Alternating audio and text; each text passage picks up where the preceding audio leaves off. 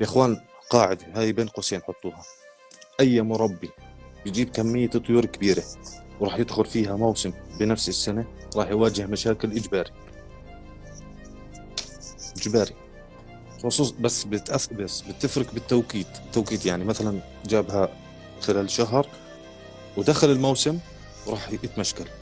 أما إذا جابها بشهر 10 دخل موسم شهر 2 بكون منهي الموضوع، بكون تقريبا طيره تنظفت كامل. هاي قاعدة ما في مجال فيها.